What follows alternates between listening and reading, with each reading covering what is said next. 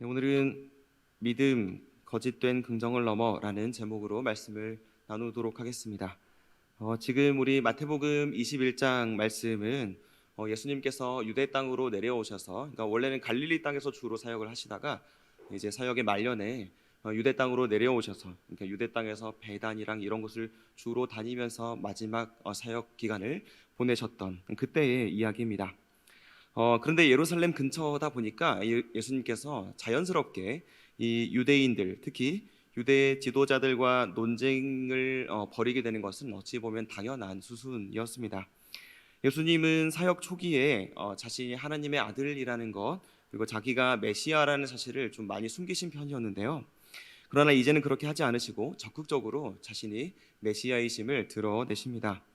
그래서 자신이 심판자의 권위가 있음을 드러내시기라도 하듯이 이제 끝에 오면은 성전을 강도의 소굴로 만든 사람들을 책망하시면서 성전을 청결하기도 하시고, 그리고 앞을 못 보는 사람, 다리를 저는 사람을 고치시기도 하고, 열매 맺지 못하는 무화과 나무를 저주하시면서 그 나무와 같이 열매 맺지 못하는 백성들이 심판받을 것이다 라고 말씀을 합니다. 그리고 그 다음 날에도 성전에서 계속 가르치시자 이 제사장들 그리고 장로들이 당신이 무슨 권세로 이런 가르침을 우리에게 계속해서 가르치느냐라고 따져 물어서 결국 논쟁이 되게 된 것이죠. 오늘 말씀은 그들의 도전 앞에 예수님께서 비유로 말씀하신 것인데, 그 중에 첫 번째 비유입니다. 바로 두 아들의 비유입니다. 비유에 보면은요, 첫째 아들과 둘째 아들이 나옵니다.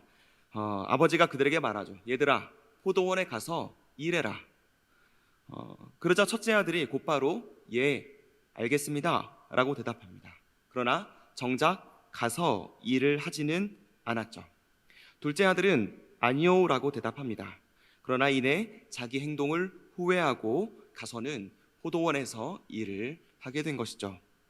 예수님은 이 첫째 아들과 둘째 아들 중에 누가 아버지의 뜻대로 했냐라고 물으십니다.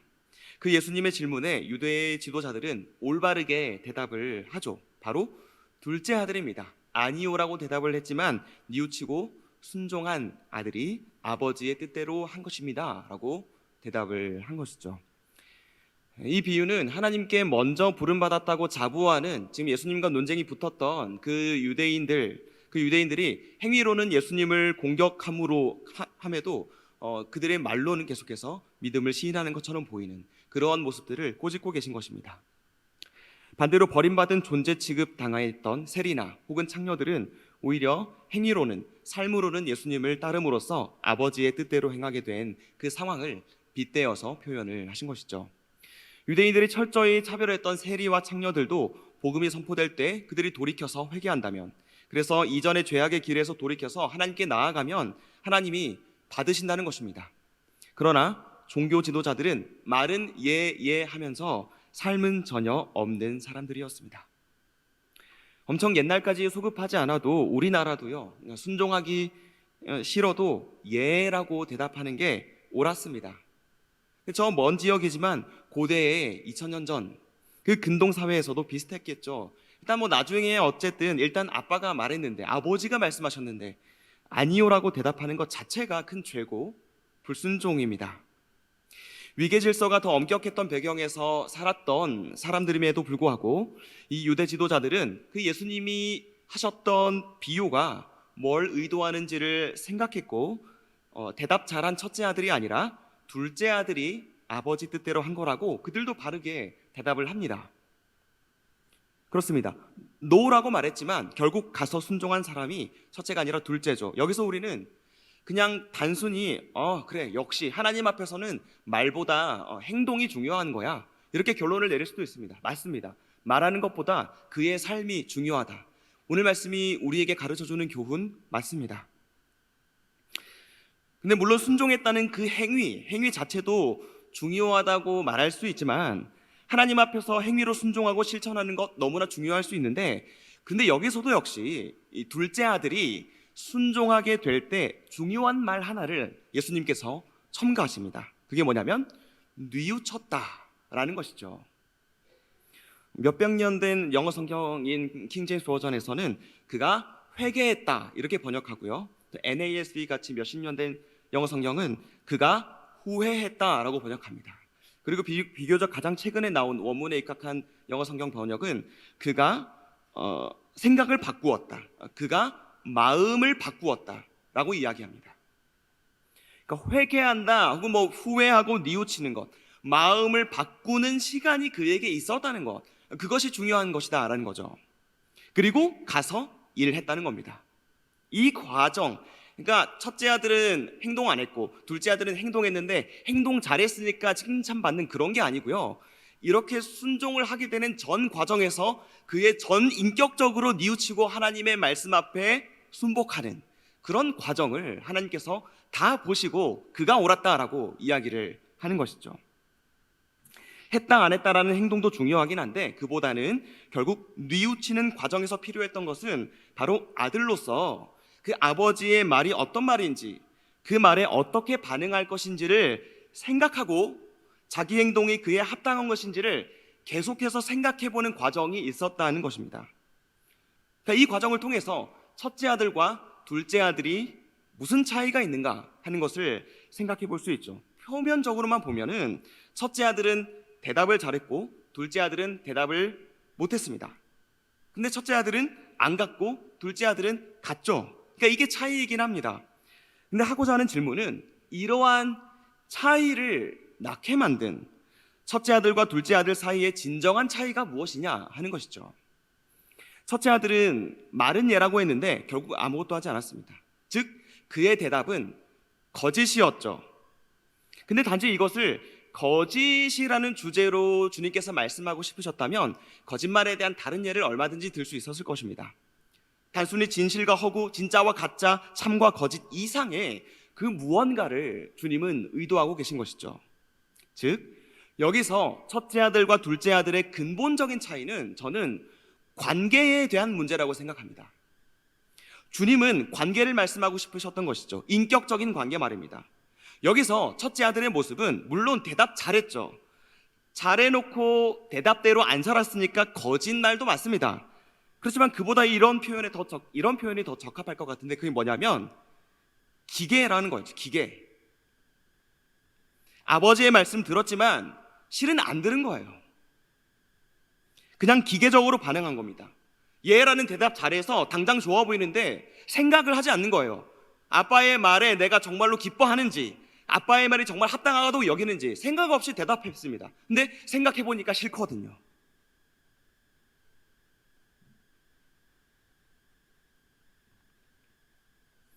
우리는 그런 것들을 믿음이라고 착각할 수 있습니다. 기계적으로 반응하는 것, 말이 떨어지면 예 하고 보는 게 믿음이다. 성경은 과연 그렇게 가르칠까요?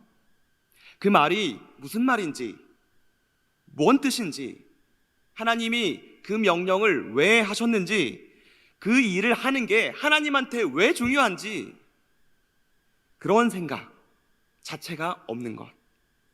그러면서 일단 하나님이 그래도 말을 하셨으니까 아니요 하면 혼나니까 일단 예라고 대답해야 하는 거는 아니까 그래서 예라고 하는 것, 하고 보는 것, 그런 예스를 하나님이 정말 기뻐하시겠냐라는 것입니다.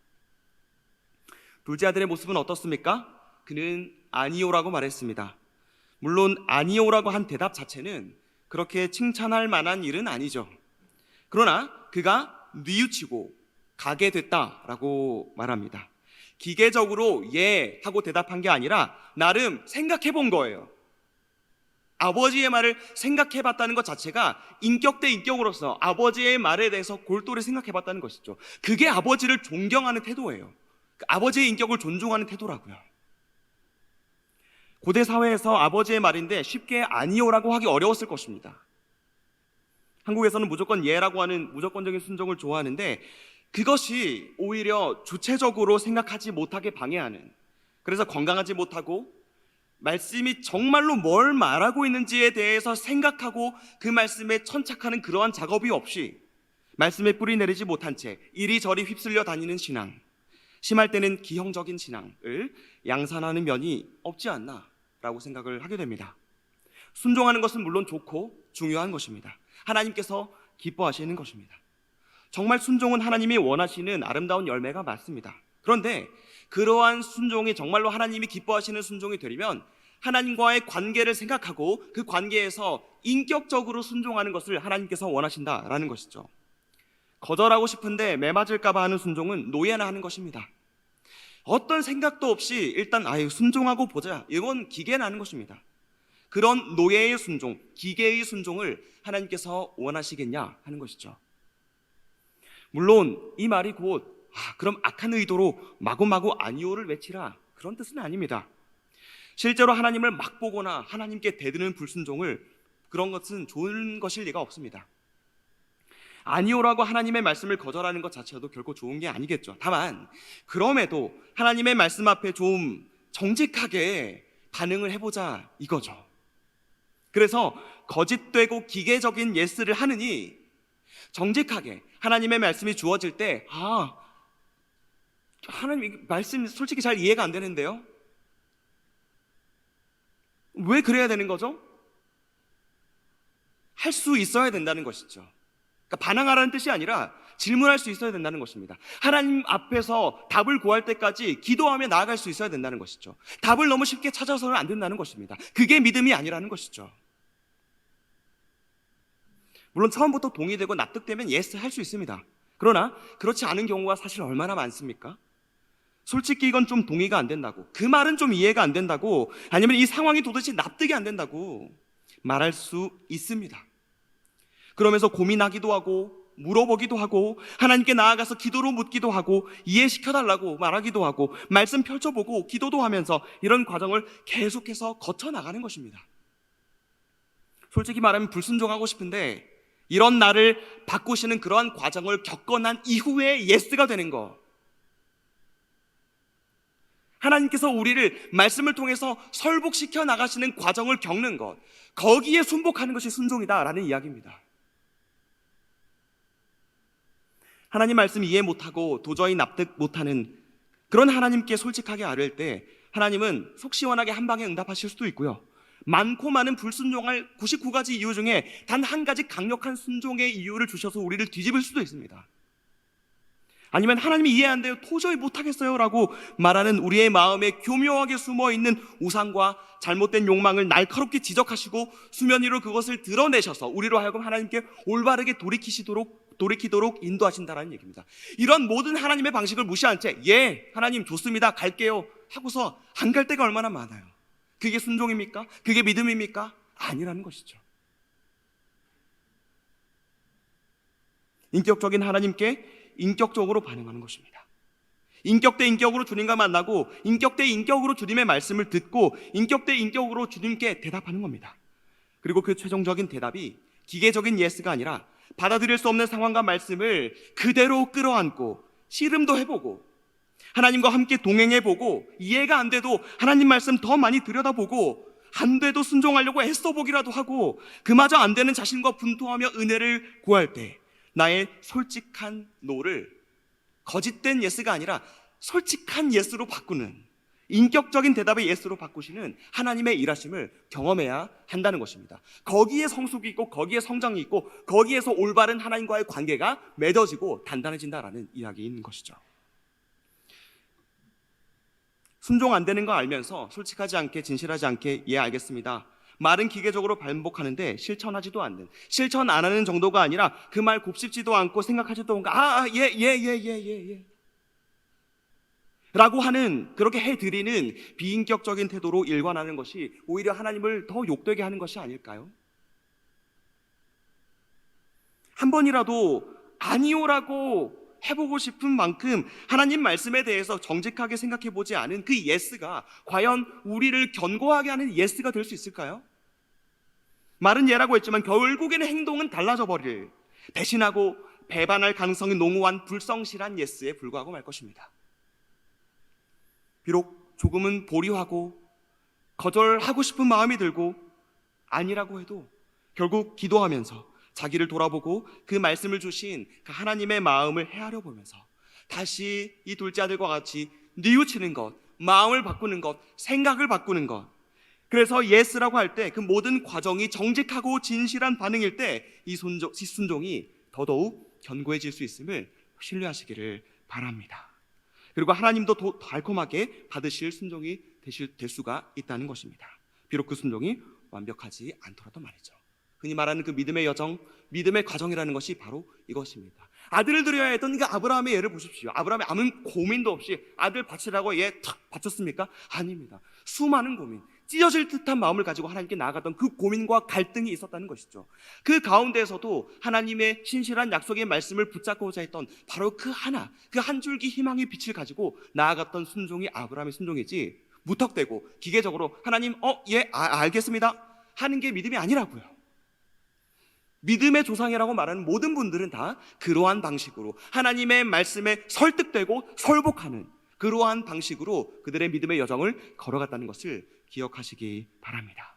그런 의미에서 생각 없는 거짓된 긍정보다는, 긍정이 다 좋은 게 아니죠. 진실하고 건강한 부정이 우리의 신앙에 필요하진 않은지 생각해 보면 좋겠습니다. 두려움에 마지못해 하는 유사순종, 순종이 아니죠. 순종과 유사한 모조품일 뿐입니다. 학습에 의해서 기계화된 유사순종, 고민과 생각과 갈등이 없는 예스로 표현된 유사순종이 아니라 고민과 갈등 가운데서 불순종부터 다시 회개하여 순종으로 나아가는 그러한 믿음의 과정, 우리가 겪어나가길 원합니다. 인격적이신 하나님 앞에 인격인 나 자신으로서 나아가 말씀하신 그것이 진짜 좋고 진짜 깊어서 그래서 순종하게 되는, 그럴 때까지 기도하며 말씀을 깊이 고민하며 주 앞에 뜻을 구하는, 그러나 또한 깨달았을 때는 정말로 확신 있게 그리고 화끈하게 돌이켜서 시원하게 순종하는, 그렇게 믿음의 여정을 순종하며 걸어가는 여러분들의 삶이 되시기를 주님의 이름으로 축원합니다. 기도하겠습니다.